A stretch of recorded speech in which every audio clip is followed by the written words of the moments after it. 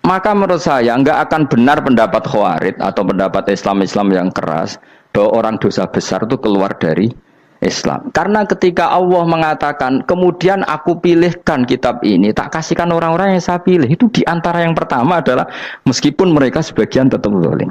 Artinya tetap zalim itu tidak menjadi dia keluar dari status Islam. Paham ya? Sekarang saya tanya, yang dikatakan warga Indonesia itu siapa? Ya siapapun yang bergeografis di Indonesia, lahir sebagai akte Indonesia, saya orang Indonesia. Kemudian ada yang penjahat, ada yang maling, kita penjara. Apa dia keluar dari kebangsaan Indonesia? Enggak kan? Sama ketika orang Islam menjadi zina dan fase koruptor, keluar dari Islam enggak? Enggak. Karena Allah tetap bilang faminhum. Apa?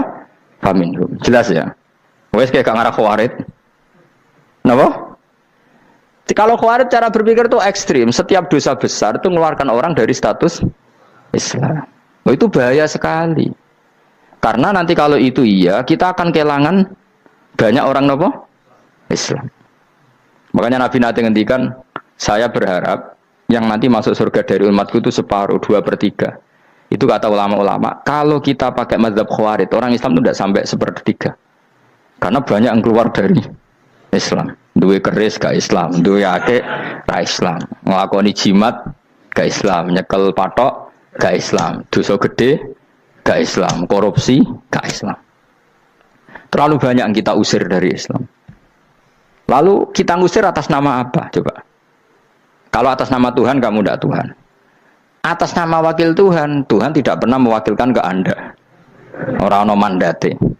Yang kita tahu dari Quran ya ayat ini, tsumma awrasnal kitabal ladzina astafaina min ibadina. Kemudian kitab ini tak kasihkan orang-orang yang saya pilih. Dan orang yang saya pilih itu faminhum zalimul li nafsi. Dan sebagian dari itu adalah orang dolim. Dan itu jelas bagian dari itu. Artinya keluar apa masuk? Keluar apa masuk? Masuk. Meskipun ya yang dolim tetap berstatus dolim. Kayak warga Indonesia, ini semua warga Indonesia. Paham ya? Yang maling ya tetap warga Indonesia. Meskipun ya tetap maling. Jelas ya? Betul ya? Makanya ahli sunnah itu pendapatnya falam nukafir mu'minan bil wisri. Kita tidak akan mengkafirkan orang mukmin hanya karena melakukan dosa. Kenapa ya? Karena Allah bilang faminhum setengah sangking itu masuk bagian. Dan itu luar biasanya Allah disebut istofaina. Tetap orang-orang pilihan. Maka ini penting saya utarakan supaya kita ini tidak sok-sokan ya. Terus yang zalimul li nafsi pun potensi dimaafkan sama Allah. Asal dia tobat, dan tobat itu sama Allah nggak ada batasnya. Malam yuhur kiri sampai apa? Nafas apa? Terakhir. Dan kadang orang itu sebetulnya nggak niat tobat, cuma ada perilaku tertentu sehingga dan Allah itu simpati. Itu juga banyak yang diterima tobatnya Allah. Makanya kata ulama-ulama itu, istighfar itu tidak syarat diampuni. Yang menjadi orang terampuni itu kehendak Allah. Istighfar itu bagian kecil dari syarat-syarat itu. Bisa saja orang tanpa istighfar tapi diampuni Allah. Misalnya Allah dawuh wa yaghfiru ma duna dzalika liman yasha. Itu bukan liman yastaghfir tapi liman yasha. Contoh masyhur kan, kamu pernah dengarkan ada orang nakal itu, mumisah itu ya kira-kira lonte atau apalah. Dia datang pulang ketika melihat anjing ngeleti pasir, dia berpikir ini kehausan kayak saya. Kemudian dia turun ke sungai memberi minum anjing itu, kemudian Allah memaafkan dia karena itu. Pas itu di semua hadis riwayatnya dia tidak pernah istighfar. Terlalu punya perilaku yang menjadikan dia diampun. Banyak enggak seperti itu? Banyak, makanya wa yaghfiru ma duna dzalika liman yasha. Mayasa itu ya yang digedaki Allah. Bisa saja kalian ini sering istighfar tapi enggak dimaafkan Allah. Tapi delala punya satu perilaku yang cara Allah itu penting, kemudian dimaafkan. Kayak Saharatu Fir'aun, itu dia tidak pernah istighfar, tukang sihir Fir'aun. Dia diampuni Allah, dikasih iman tuh gara-gara jadi wong Jogja. Terus ngono tok. Jadi pas mau duel adu sihir. Iku dalah dekne mendingan ya. Qalu ya Musa imma antulqiya wa imma annakuna nahnul mulkin. Monggo jenengan riyen napa kula riyen. Dadi gara-gara dekne didikan Jogja niku. Lah wong ape duel, mestinya tarung itu semakin cepat mengambil kesempatan kan semakin menang. Ini sudah jelas tarung. Ngapunten jenengan riyen napa. Lha iku pangeran itu terus simpati. Wong kok sopane ngono apa? Akhirnya Allah memberi iman gara-gara apa? Imma antulqiya wa imma annakuna nahnul mulkin. Monggo jenengan riyen. Lah Musa juga Allah juga enggak terima kalau nabinya kalah sopan. Sehingga Allah memerintahkan Musa adalah sopan. Mboten jenengan mawon. Jadi Nabi Musa qala bal alqu. Jadi Nabi Musa enggak jenengan riyen mawon. Jadi coba itu kan unik. Dia tidak ingin diampuni Allah, tapi adalah dia sebenarnya satu perilaku yang menjadikan Allah itu simpati, yaitu kesopanan dia dengan Nabi Musa. Imma antulkiya wa imma annakuna nahnul. Nabi Musa juga bilang qala bal alqu mo jenengan riyen mawon. Akhirnya sakit, dia nak ngotot. Makanya Fir'aun tuh mangkelnya bukan main. Ketika pertunjukan itu akhirnya kan Saharatu Fir'aun kan kalah. Setelah kalah langsung iman. Maka kata Fir'aun, ini jelas Musa itu guru kamu. Cuma pura-pura saja kamu pro saya. Lah buktinya apa? Jari sakit. Buktinya tadi monggo-monggonan gitu. Makanya Fir'aun bilang, innahu lakabirukumul ladzi 'allamakumus sihr. Wah, itu mesti Musa itu gurumu. Padahal dia gak kenal sama sekali. Cuma gara-gara monggo-monggonan tadi itu akhirnya terus pikirannya Fir'aun. Woi mesti harus kenal suwi, mau gaya netok. Mereka gara-gara monggo-monggon, monggo jenengan riyen. Mboten, monggo jenengan mawon. Jadi makanya sampean jangan putus asa. Makanya keliru sekali kalau kita bilang diampuni Allah nunggu istighfar. Enggak. Tentu istighfar penting, kita sepakat. Istighfar itu penting, kita sepakat. Tapi itu tidak satu cara-caranya Allah untuk orang bisa diampuni. Nabi misalnya ngendikan ana wa kafilul yatim kahateni fil jannah. Coba. Orang sering istighfar sama kafilul yatim, kira-kira surganya cepat mana? Cepat kafilul yatim meskipun enggak istighfar. Kalau istighfar terus tapi medit ra karuan. Tak jamin pun rokok alamatnya medit jelas nen rokok aku roh. Terus jelas. Al-bakhilu qaribun minan nar, jelas alamatnya deket-deket situ lah, paham ya? Wis jelas as-sakhi qaribun minallah, qaribun minan nas, baitun minan nar. Nah al-bakhil baitun minallah, baitun minal jannah, qaribun minan nar. Jadi wong medit itu ya deket-deket situ alamatnya sudah jelas deket-deket neraka. Ana wa kafirul yatim kahatini fil. Berapa? Apa semua yang dimaafkan Allah Nabi nyebut syaratnya istighfar? Kebakitan fil bahr. Orang alim itu otomatis dimintakan maaf oleh langit dan bumi sampai iwak ning laut. Mulane jendur aku sebab jangan istighfar. Aku sing istighfar is akeh sembrono. Langit bumi no. Mulane kula nu jarang istighfar bukan karena saya sombong, memanfaatkan istighfar mereka no. Dan saya yakin itu lebih mandi timbang istighfar saya. Mun koman fi samawati nglebokno Jibril, Mikail. Orang-orang keren no, makhluk-makhluk no, keren. Saya baru cari hadis yang wa innal muta'allim sing ijek belajar tapi belum ketemu. Nanti kalau ketemu tak kasih tahu apa? Karena hadisnya yang saya baca masih wa innal alim apa? Orang alim jadi agak ketat. Nah, nanti kalau sudah ketemu wa innal muta'allima. Nanti dicari. Tapi pasti palsu kalau ada itu. Karena semua tagnya itu apa? Alim. Atau ya kamu alim dibanding yang di bawahnya ya semoga itu masuk apa? Jadi dibanding orang Papua kan harus alim.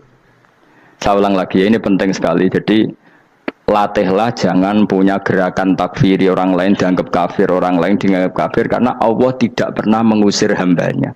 Meskipun apapun salah najiyah kata Allah tetap faminhum. Apa? Faminhum. Hum itu rujuknya ke yang depan. Jadi termasuk orang-orang yang saya pilih adalah faminhum zalimul li nafsi. Tetap dia di arena itu.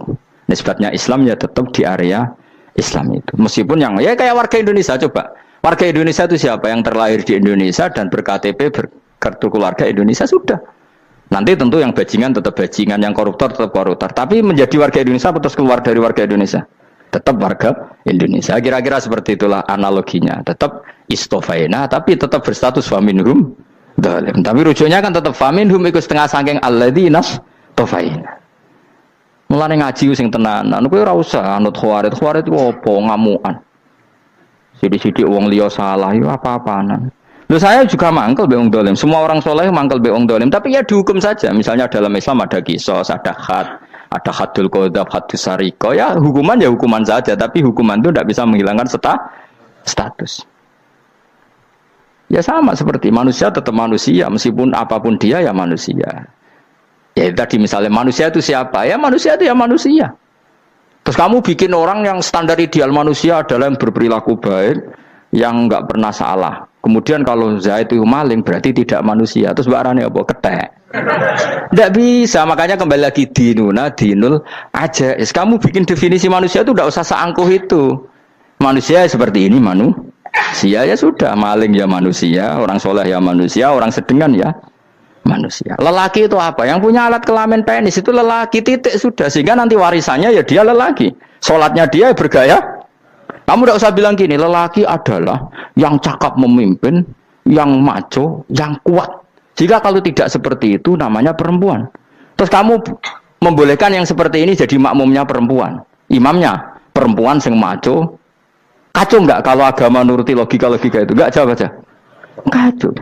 Lalu lucunya sekarang banyak kecerdasan yang mengarah ke sana. Makanya agama ini jadi kacau karena sudah ada dinul ajais.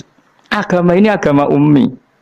Ya agama ini agama ummi. Kata Allah huwallazi ba'atsa fil ummiyin. Ummiyin itu lugu itu polos. Jadi kalau orang polos misalnya gini. Ini apa? Kira-kira kalau jawab orang polos ini. Jam. Bagus kan jawab jam. Jam untuk apa? Penunjuk waktu ya sudah seperti itu. Tapi kalau orang engkek, ini itu apa jam? Itu barang murahan. Bulat kan oleh jawab. Mau numpak mobil carry itu apa? Itu black melaku. Yang mobil itu Alphard. Jadi kacau. Enggak boleh agama dibawa ke sana. Apa? Agama di sana dibawa ke sana. Nah itu madzhabnya ahli sunnah apa? Wal jamaah. Ketika Rasulullah ngendikan la yu'minu ahadukum hatta yuhibba li akhi, ora kok diarti ini ora iman. Sehingga yang menyala itu tidak iman, tidak seperti itu cara mengartikan ahli sunnah wal jamaah. Karena status itu tidak pernah hilang. Yang hilang hanya kesempurnaannya. Paham ya? Kesempurnaan kita jadi manusia hilang karena kita maling, karena jadi koruptor. Tapi tetap kita manusia. Kesempurnaan kita sebagai orang mukmin hilang kalau kita fasik. Tapi kita tetap mukmin. Paham ya? Makanya setiap hadis gitu kata ahli sunnah la yu'minu imanan kamilan. Wis dong ya? Dong? Ya terus alhamdulillah subhanallah. Ya doa alim mas malam rolikur. Malam Lailatul. Aku kadang yang melok goblok aduh. Saya tuh sering dididik sama bapak saya, sekumpul wong akeh kudu melok goblok guys. Makanya bapak itu kalau ada orang pidato, bapak kan juga enggak suka pidato juga, tapi ya kerso kadang-kadang, saya pun kadang-kadang kerso. Asal sing utus pernah guru, pernah sepuh kadang kerso. Nah, bapak nak bahas pengajian diomongin balik dari bapak, malah bingung. Ngomong apa wae. Coba kita dengan PD-nya bilang Lailatul Qadar itu 21 sampai berapa? 29. Lailatul Qadar. Warna iki malam Lailatul Qadar. Lalu Lailatul Qadar keren tuh karena apa coba? Karena nuzulul Quran. Lalu nuzulul Quran tanggal 17. Lalu Lailatul Qadar tanggal berapa? Oh, ada nih. Alhamdulillah. Tapi ini jangan jadi keiskalan yang masih sudah difitnah itu. Coro Gus Bak, ya coro Gus Bak, coro Quran ngawur gitu. Sembrono. Memang aku tidak pendapat tentang Quran, ya dan ayatnya seperti itu. Maka yang benar, Lailatul Qadar itu kata ulama-ulama dulu, orang yang beramal soleh, ya itu sudah anggap saja dapat Lailatul Qadar. Ora usah ndelok esuk-esuk ndelok srengenge blerengen ta ora. Nek ora blerengen berarti untuk Lailatul Qadar. Jan mendung kan blereng iki. Terus bengi angite sayup-sayup. Anggere dini hari ya sayup-sayup blok-blok aneh-aneh wae. Lah nek pikir segoyo ora, berarti wong laut gak tarah untuk Lailatul Qadar. Mergo segoro kidul langine bianter. Lah nek ning Dieng ya mesti sayup. Mau angin dok gunung wis kesel tadi terus sayup-sayup. Gawe ukuran ojo ngono, gawe ukuran ngono rak wong Dieng luwih ngrasa entuk Lailatul Qadar timbang wong Segoro Kidul. Segoro Kidul angine apa? Buanter. Padahal alamate piye? Sayup-sayup. Mana-mana. Maksudnya alamat ngono iku ora ngono, maksudnya ayat iku Kanjeng Nabi mbadhawuh ngono, maksudnya ora ngono. Wes dong ya. Ayo Lailatul Qadar tanggal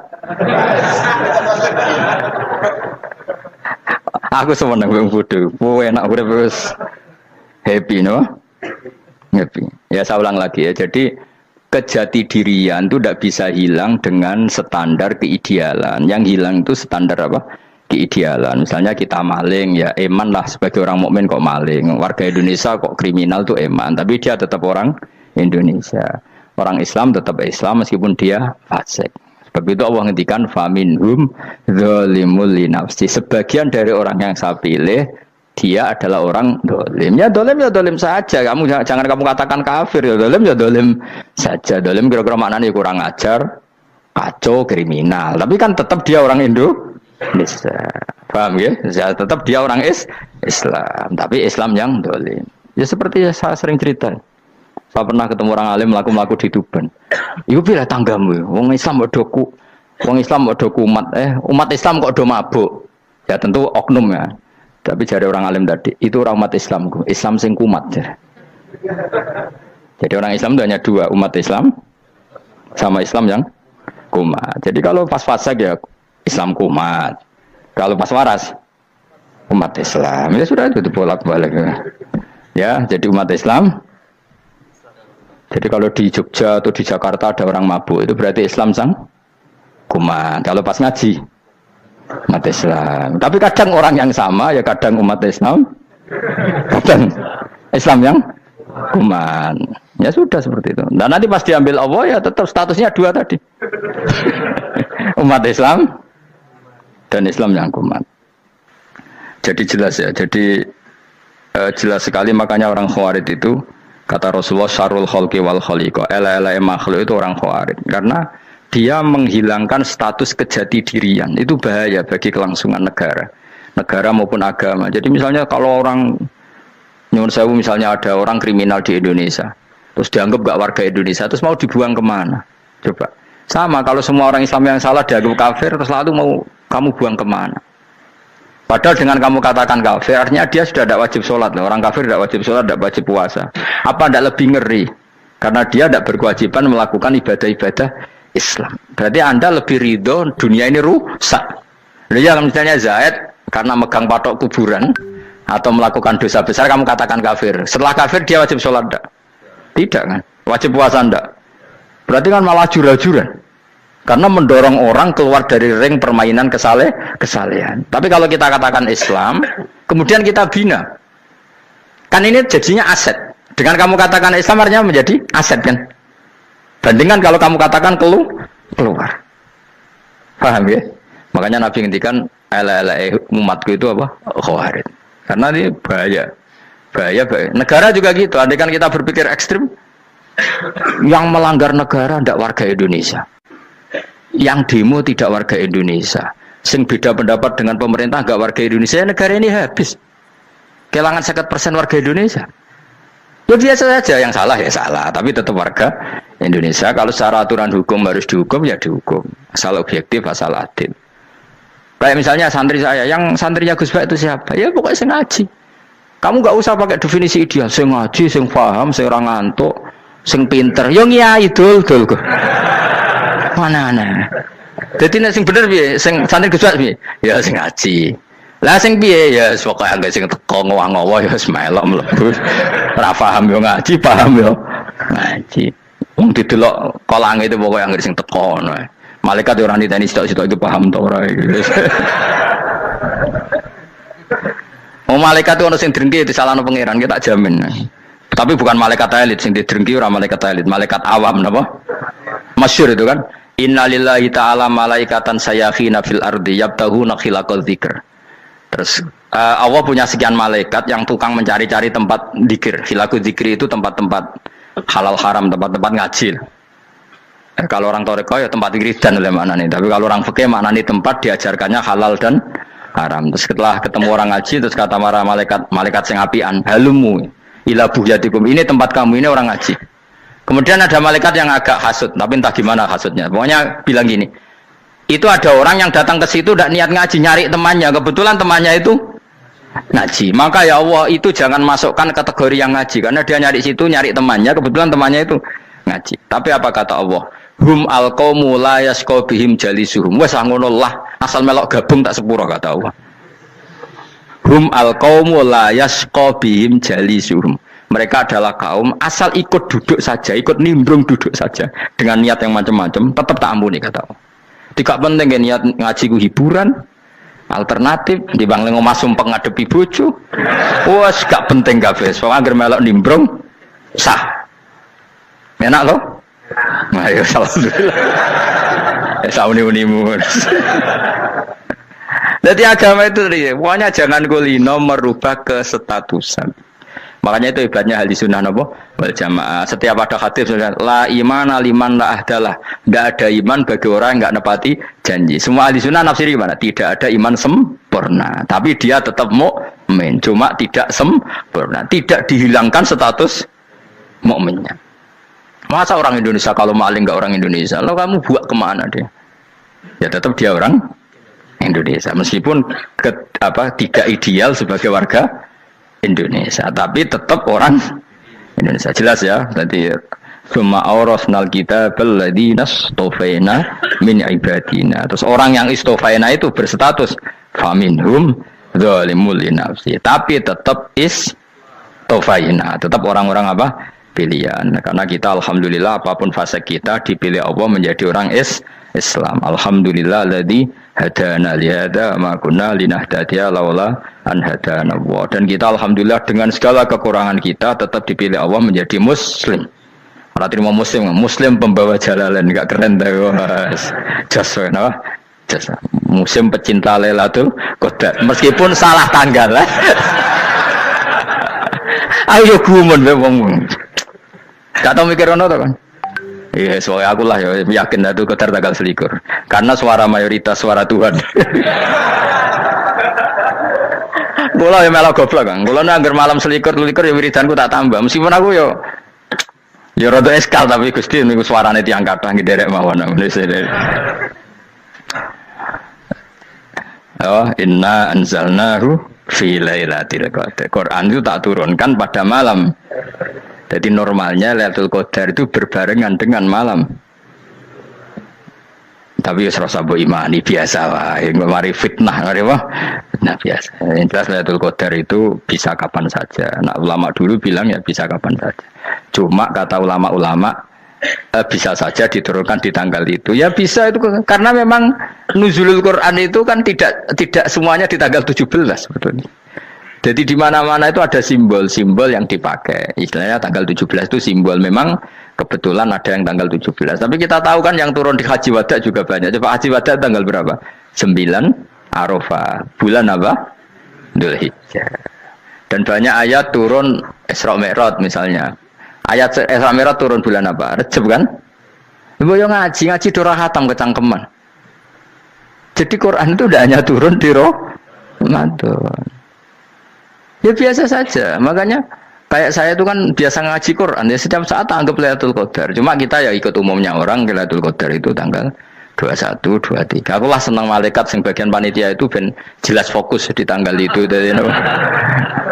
Tapi kamu jangan pernah berpikir menafikan hari-hari lain bagi ulama tertentu, bagi wali-wali tertentu. Mereka ngalami Lailatul Qadar kullailah. Banyak wali yang bilang saya ngalami Lailatul Qadar kullailah, maksudnya karena kulalailah zaman Nabi itu pernah dituruni Quran dan semua itu artinya Lailatul Qadar. Tapi tentu ada simbol.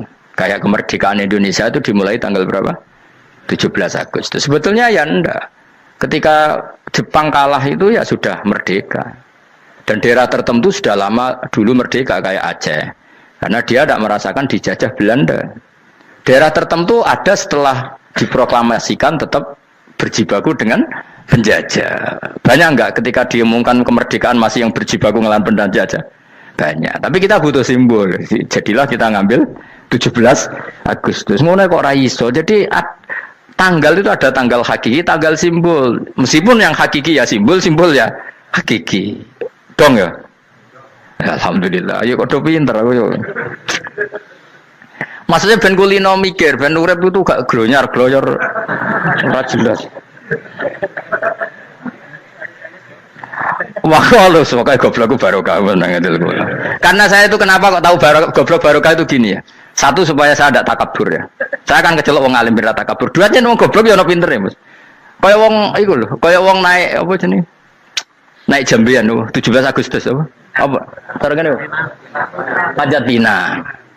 Itu kan nilainya hanya berapa yang di atas? Kira kalau di sini berapa nilainya? Ini kalau diuangkan 1 juta ada? 1 juta.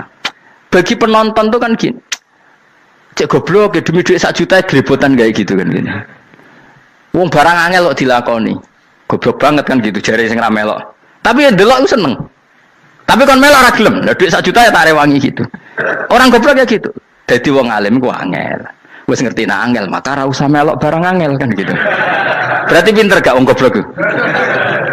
Tak warai ya. Jadi wong alim itu angel. Maka saya menghindari barang angel.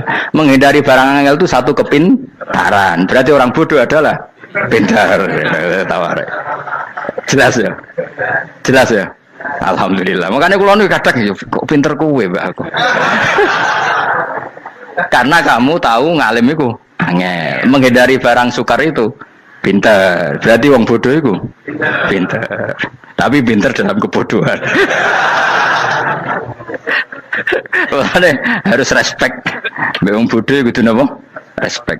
Dia tahu ngapal Quran angel, ngapal hadis angel, maca jalalan angel. Suatu yang angel harus dihindari. Menghindari barang angel adalah kepintaran. Wes ngono ae. Dadi kadang-kadang lho GR, Gus Bab aku pinter aku. Kok iso? Dia tahu barang sulit kok dikejar. Itu kan satu kebodohan. Wes auni-unimu ngono dadi. Dan kau syukur, jadi bodoh yang syukur karena ternyata punya sisi kepintaran juga. Dalam kebodohan kita ada sisi apa? Kepintaran. Mohon terus.